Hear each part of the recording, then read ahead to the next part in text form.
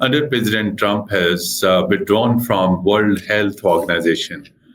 So, which areas in Pakistan are most likely to be affected because of this? And do you think any particular effect will be on number of health programs, immunizations, which are run in close collaboration with World Health Organization? United States was one of the largest donor of WHO.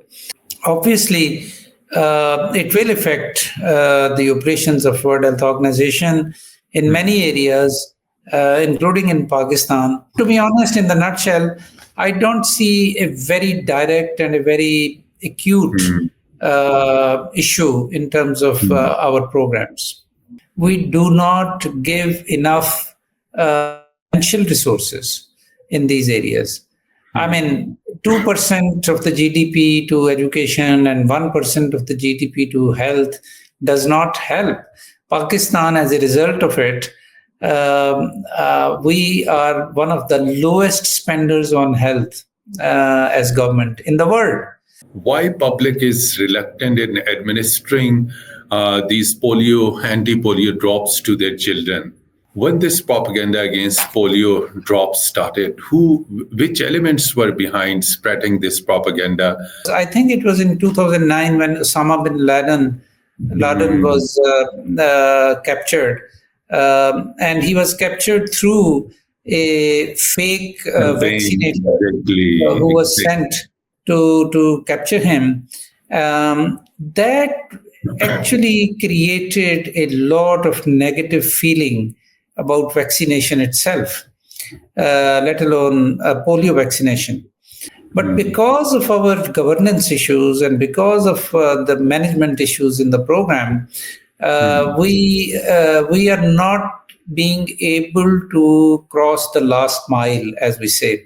Who makes wrong appointment? Whether Prime Minister is bluffed, it is bureaucracy, it is the health officials, it's the Ministry of Health. The person who is in the leadership position for such an important program, which is causing a national embarrassment for years for Pakistan, whoever is on the top of decision making in this program must also have a clear understanding about the disease itself, about the virology of polio.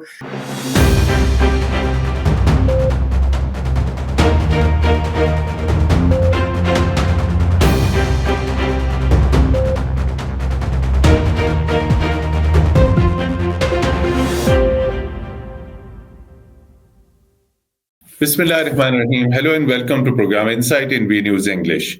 Dear viewers, polio virus is one of the most deadly virus.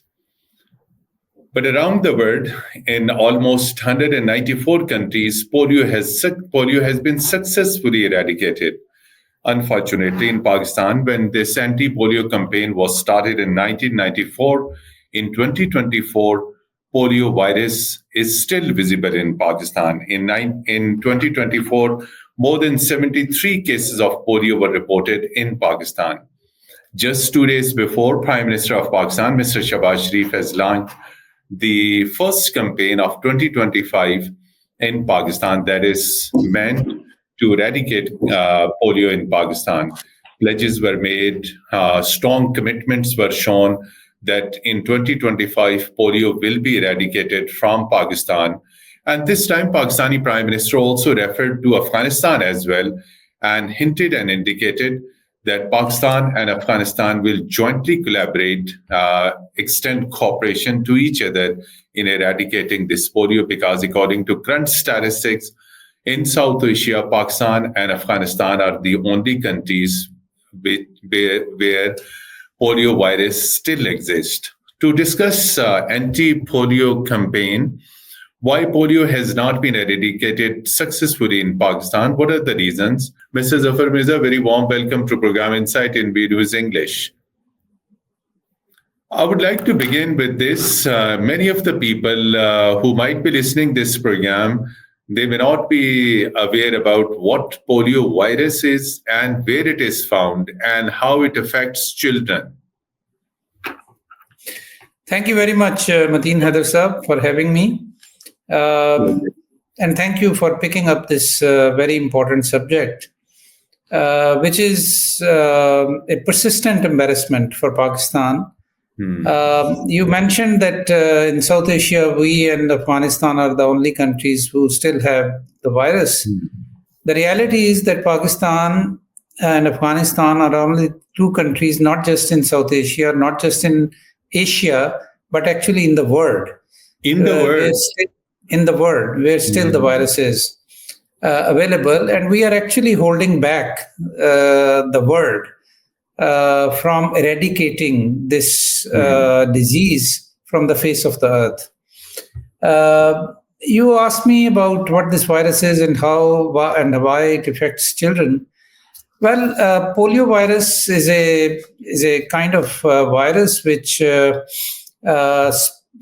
spreads through orophycal route, which means that it can be ingested and it can be excreted through the stools, and it can be ingested along with food items or with especially in unhygienic conditions, its spread is more. So, once it infects the body, it can potentially attacks the nervous system of the body, and in particular, it has propensity to affect the nerves which are actually going into the limbs, and that's why the children who are affected with the virus, they become paralyzed in their legs, and this paralysis is permanent. This is for life. So it is a terrible disease to have, because once it affects your limbs by affecting the nerves, then you are done for life. You will be paralyzed and you will be disabled for the rest of your life, if you are lucky enough to survive. Because many children, when they get poliovirus, they also cannot survive and they die. So this is a very dangerous disease to have. And many years ago, WHO and other global agencies estimated that if proper public health measures can be taken, if its spread can be interrupted effectively, then this disease can, like smallpox, this disease can also be eradicated forever from the planet Earth. So this was launched in early 90s, the Global Polio Eradication Initiative, we call it. And member states of the WHO and United Nations were supported through their national programs of immunization, so that they can immunize effectively their children to interrupt the spread of the virus, so that this disease can be eradicated. And out of 194 countries in the world who are the members of the United Nations, as well as of the World Health Organization, 192 countries have successfully interrupted the transmission of the virus. And as a result of that, there has been no case in 192 countries for years. In all our neighborhood, I think the last case in Iran was in 2004. The last case in India was, I think, somewhere in around about 2010. China much earlier. So even those countries which have been constantly in a state of war, in state of emergency, where there have been chronic emergency situations, countries in the civil war, even they have been successfully eradicated the polio virus. But very unfortunately, it's a national embarrassment, as I earlier said, that only Afghanistan and Pakistan have not been able to eradicate it. We have come very close to eradicating it. For example, in 2022, there was only one case in Pakistan. Because of the measures which were taken a year before and 2-3 years before, when I was at the helm of affairs in the Ministry of Health. But then again, because of wrong decisions and because of wrong management of the program, the cases started again going up and down. So that's where we stand right now. We have come a long way in Pakistan also, let's admit this. In early 90s, there were about 20,000 children every year who were getting affected with the polio virus. And they were getting paralyzed, and they are still alive, and they are adults now. In 1994, when Pakistan started this program as part of the global program, the child who was born in 1994 today is a 31 years old adult. So for the last 31 years, we have been trying to eradicate polio. We have come a long way from 2,000 cases to one case in 2022. But then again, we have been fluctuating and the cases have been going up and down. And as you said, cases have been going up and down. The basic and very primary question is why public is reluctant in administering these anti-polio drops to their children. First part of the question. And second, when this propaganda against polio drops started, which elements were behind spreading this propaganda that these polio virus drops are not good for the health? It may have some devastating effects on the health. So two parts. One, because of this propaganda, Pakistani public with conservative mindset have been distancing from this campaign. Dr. Sir. Well, there are a number of factors to it.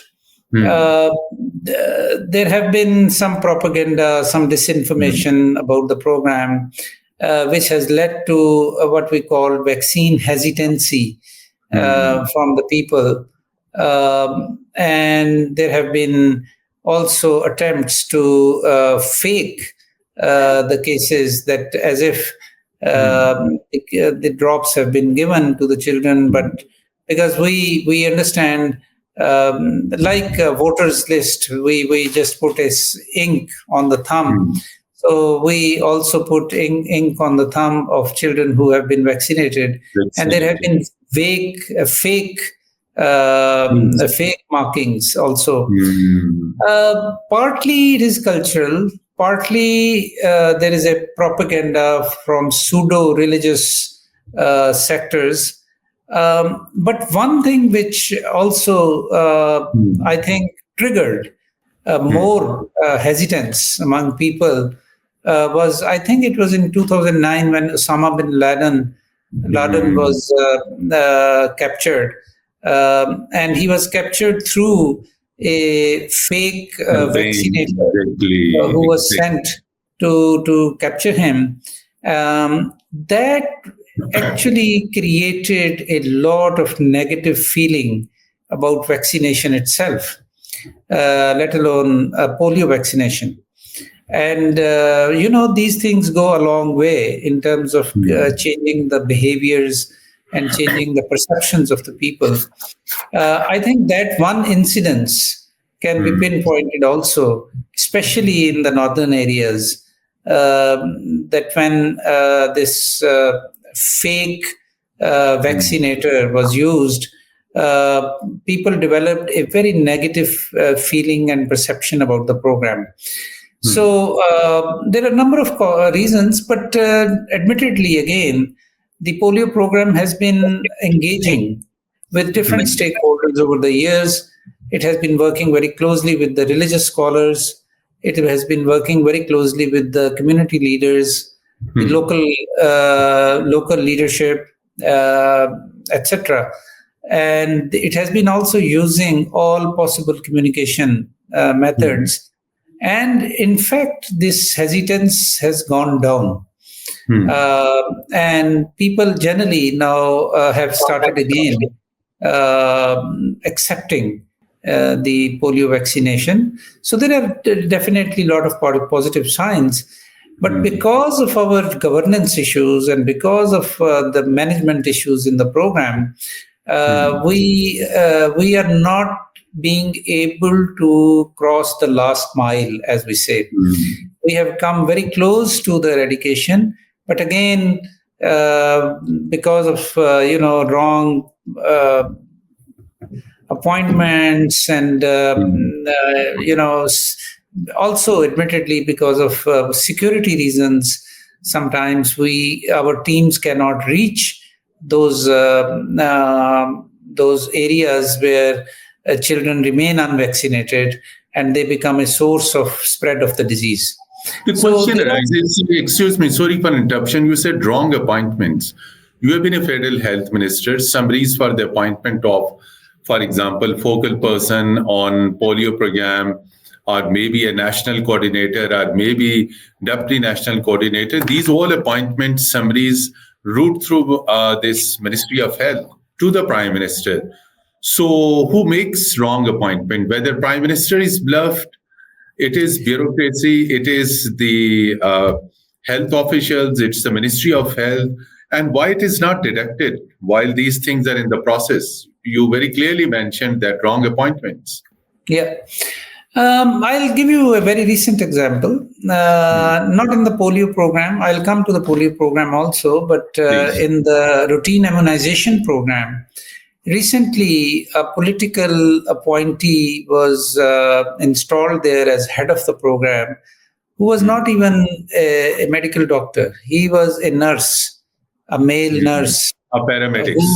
Paramedic, who just because he knew somebody up in the top leadership, and he was very in a very non-transparent way. He was just made the head of and there were complaints against him to the Prime Minister office, and the Prime Minister office started an inquiry, and they found that this appointment was wrong. It was not on the merit. It was, crossing over many other much qualified people who were there and must have been considered. But through a lateral entry, this person was appointed there. I give you this example because it is a very recent example. And then fortunately, he was removed. Fortunately, he was removed. True. On the polio program, very often senior bureaucrats have been made responsible for the program, using this argument that it is administrative leadership which is needed to eradicate the polio program. But I don't agree with that approach. The person who is in the leadership position for such an important program, which is causing a national embarrassment for years for Pakistan, whoever is on the top of decision making in this program must also have a clear understanding about the disease itself, about the virology of polio, and the spread and the issues in the program, and must have a medical knowledge. And I have evidence to prove that when a good technical leadership has been put on these in the leadership position in the program, it has made a tremendous impact. In 2020, when I was the Minister of Health, I did two very important things. First of all, I brought polio program and routine immunization program together so that children can be reached through for their routine immunization, and polio should be given as a routine, immunization. And also, I'm not saying that we should not hold the polio campaigns, national and subnational polio campaigns.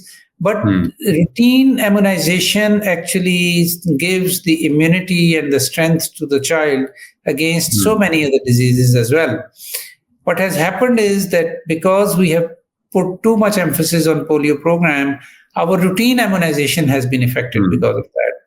There are districts in KP and Balochistan where between 70 to 80% of the children are not immunized at all for any disease. For any disease, they are not immunized. Yeah, for the routine immunization I'm talking about, which is very, very serious problem. And what is this percentage? Between 70 to 80% children are not immunized at all in certain districts.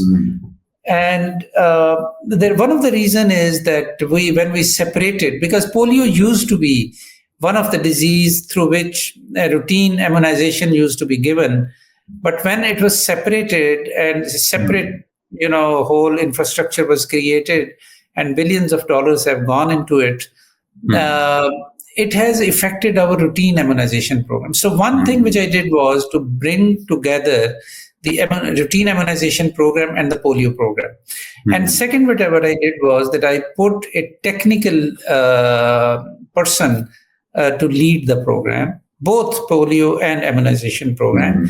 And we could see the results in 22 when we reached, in the whole year, we only had one case of polio. So it does make difference.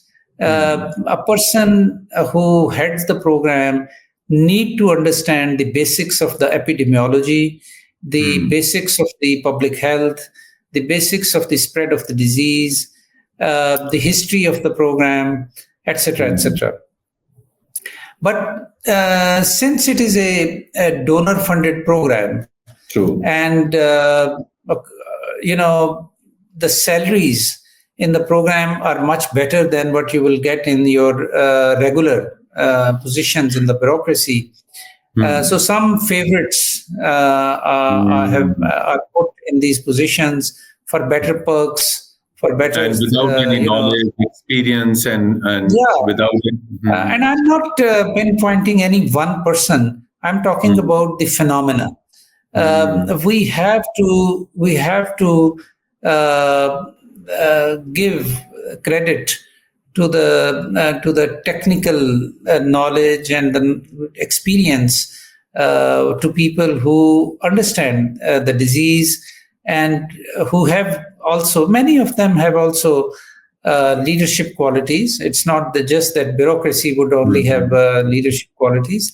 So this one decision alone can make a very big difference, because if you are in a decision-making position and you are technically sound, you will also put your similar kind of people in important positions in the provinces, in the technical areas of the program, whether it is research, whether it is communication, whether it is field epidemiology.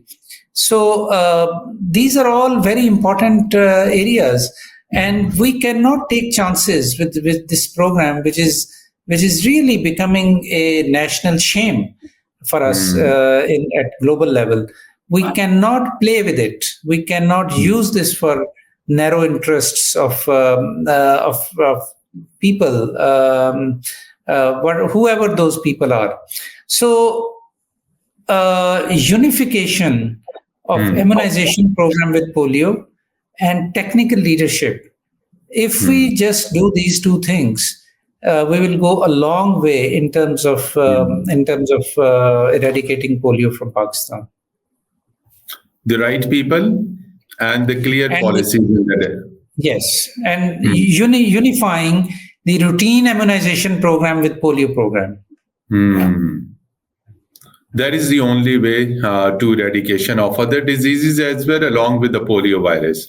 I would put a very technical question. While you have been a public health expert and you headed that ministry, and you also said that certain people who are at the helm of the affairs may not have the right knowledge. And my question is towards bureaucracy. A federal secretary with an engineering background, with a business management degree, come who belongs to a particular civil service groups, all of a sudden appointed by the Prime Minister as Secretary Ministry of Health. And you earlier said that a health professional is the right person who could head the program and who could run the health policies as well. So, how does, if somebody is there, of course, no one can remove that federal secretary. But the question is, those federal secretaries who have been in the health ministry, had they extended cooperation? Are they created hurdles? What have been usually their behavior towards number of technical programs, this anti-polio and immunization, vaccination? And in 2020 and onwards, we have seen also one of the deadly virus, COVID-19, docks up. The attitude of the bureaucracy.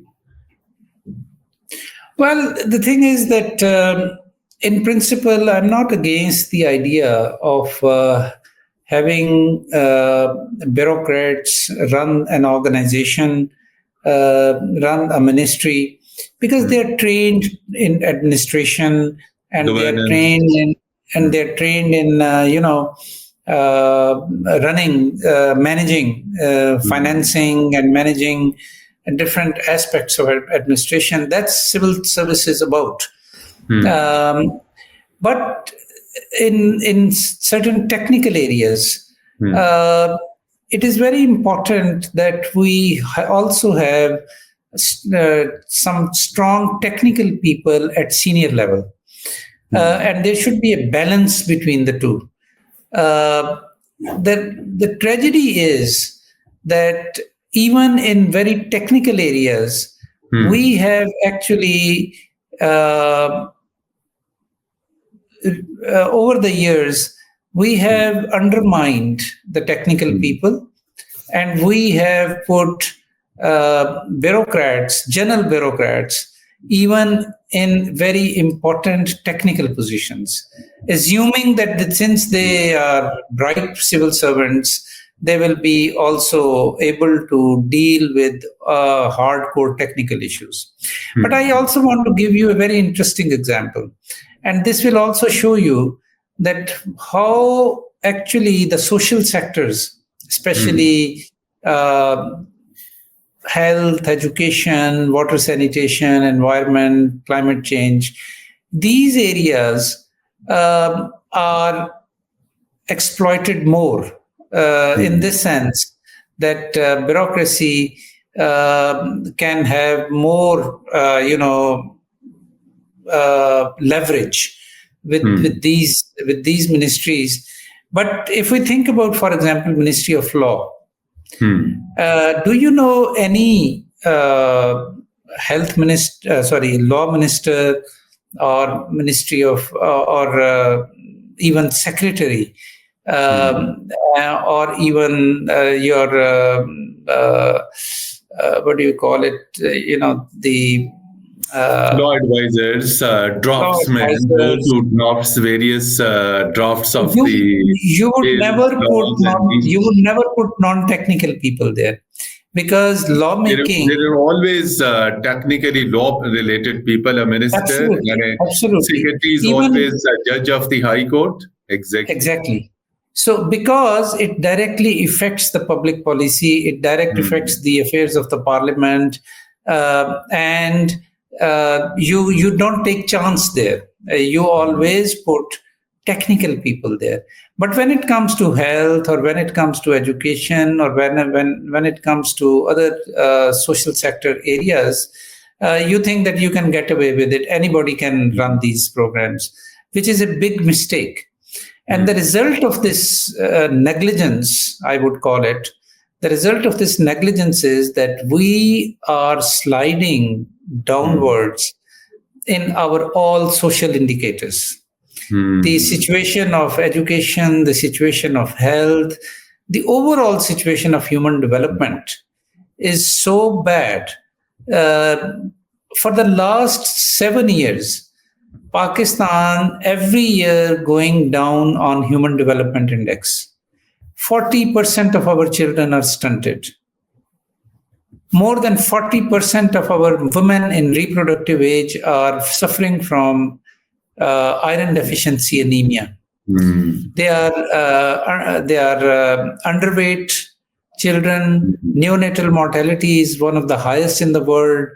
Our diabetes, our hypertension, our cardiovascular diseases, our mental health, our hepatitis, our tuberculosis, in all those areas, Pakistan is going down, and we have one of the worst indicators in these areas. If Why we it think is about so? education, Is it because of the lack of the commitment by all successive political government? If we look into the fact, there are hospitals, billions of absolutely. rupees budgets available. The point is that to start with, we do not give enough financial resources in these areas. I mean, 2% of the GDP to education and 1% of the GDP to health does not help. Pakistan, as a result of it, we are one of the lowest spenders on health as government in the world. Our education, if you think about it, 26 million children are out of schools. We have one of the largest population of children out of school. That is 26 million. And those lucky enough who are able to go to school, the quality of education is so bad that they are not able to, write a sentence. They are not able to, solve a simple mathematical sum, which a fifth grade should be doing it. Our children in 10th grade cannot do it. So the quality of education is so bad. Our human development overall is going down. And these are those issues which affect people and their lives. And we do not pay corresponding attention, and we do not dedicate enough resources for these areas. Whereas when you switch on any media, any television program or any talk show, people even don't talk about these things. People are more interested in who met whom and what has happened in the Supreme Court and what has happened in the parliament. People don't, these are our real issues in Pakistan, because of which people are so badly suffering. Our incomes are going down, our taxes are going up, the inflation rates are so high, the utility rates are so high. Life for people has become very, very difficult. Miserable. And my quick question is, since we are near closing of the program, while you have been in power, share your story that any remarkable initiative in public health sector, in improving public sector hospitals, any initiative that has been made, and you've been working under very dynamic prime minister, but yet we haven't seen any revolution in the health sector during your government. Why it has been so? I would not agree with that. I think the way Pakistan managed the COVID-19 global pandemic is now being presented globally as one of the successful national responses to the global pandemic.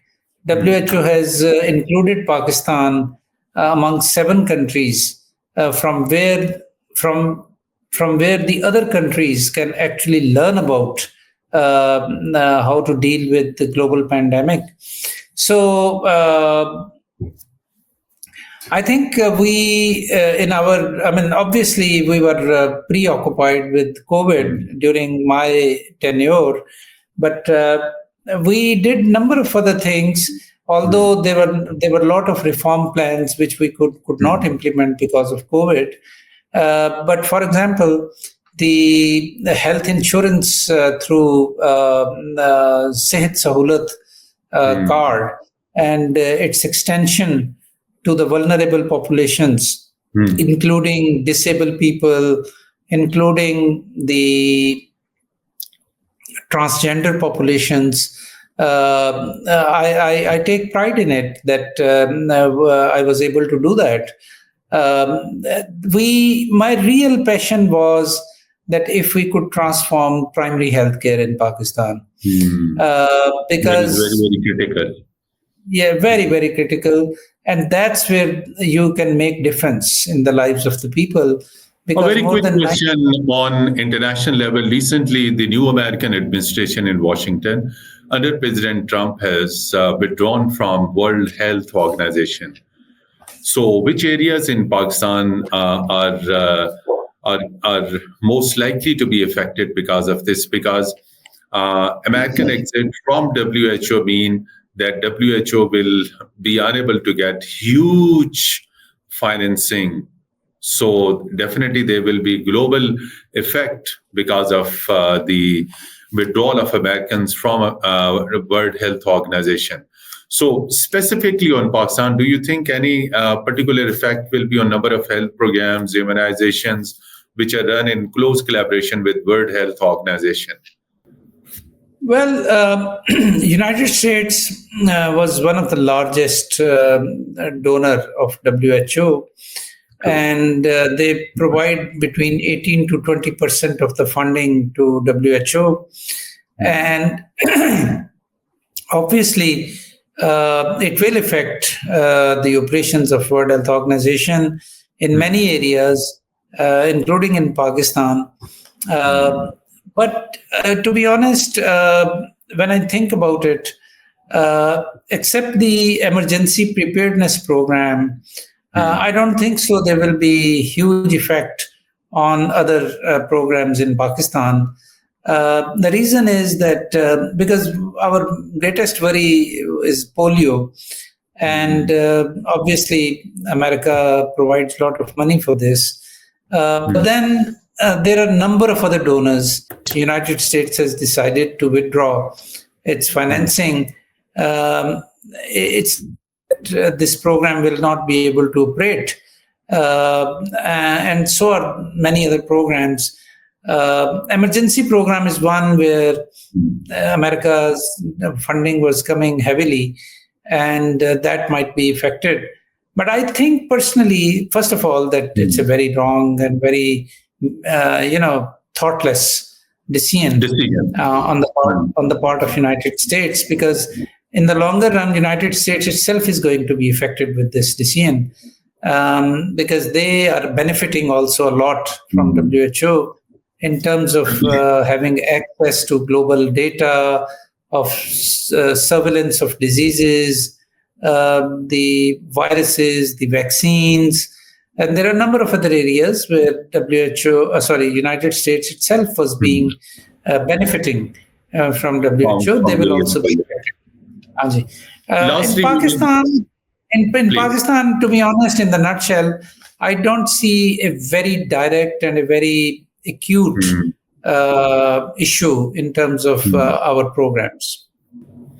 Lastly, I would like to seek your comments that getting, as you mentioned, primary healthcare or healthcare is one of the right of the citizen enshrined in the Constitution of Pakistan. What's the way forward in improving these health facilities, which could reach out to every corner? We have just seen across China in remotest areas, Chinese have provided one of the best health facilities. What is the way forward that we overcome this health and pharmaceutical mafia, make the medicines available to the people, affordable medicines to the people, surgeries, medical care, hospitals, and these all things? What is the way forward? How it could be done through political approach, through administrative approach? Dr. Sir. Ji sir, इसमें we have to make some important political decisions. Our healthcare system is lopsided. WHO has a lot of evidence now that if you have a strong primary healthcare, you can actually address more than 90% of the health problems in the country. But when I say lopsided, which means that if we are spending, for example, 100 rupees on healthcare as government, we are spending 70 rupees out of these 100 rupees on the tertiary level big hospitals in the cities. And only 30% we are spending on the primary healthcare. Whereas that's the level where people can really be benefited. Diseases can be controlled, not only controlled, but prevented. And that's where our focus should be. We need to pursue the policy of universal health coverage in Pakistan, strengthening primary healthcare. Primary healthcare has three components. One is that we need to strengthen our community outreach programs through our lady health workers. Secondly, we need to strengthen our basic health units and rural health centers. And thirdly, we also need to have intersectoral collaboration for addressing the determinants of health. Unsafe drinking water, pollution in the air, unsafe food, because these things directly affect health. We need to have this comprehensive approach. But last but not the least, the private health sector also needs to be regulated, and it needs to be regulated and revamped. Exactly. It needs to be brought into the loop of the government regulation and government policy. Currently, our private health sector has become very exploitative, and it is really damaging more than it is benefiting people. Private health sector is in fact damaging instead of contributing in the health sector. This is what you are saying. So, in my view, we, for all doing all this, what is very important is that we first of all prioritize healthcare as an important government policy, and we dedicate more resources, and we pay more attention to healthcare. Currently, we are not paying enough attention to healthcare in the country. Thank you so much indeed. And dear viewers, to conclude this, that health, and particularly primary health, is one of the most critical area where government needs to pay more attention. And as Dr. Zafar Mirza said, overall health sector need to be put on the top priorities of the government: health, education, and particularly primary health. And without addressing these things, it will be very, very difficult to achieve health goals. And the private sector also needs to be brought under strong oversight and regulations. And polio virus could be eradicated with the political will, with a strong political will, and all immunization programs should be placed under one policy, under one direction. That is the only way forward to eradicate polio virus from Pakistan. Dr. Zafar Mirza, former Federal Minister for Health, thank you so much for sharing very thoughtful points, discussions on one of the most critical issues of health in Pakistan. And thank you for participation in our program despite your very, very busy schedule. Dear viewers, till our next program, goodbye and Allah Hafiz from studios.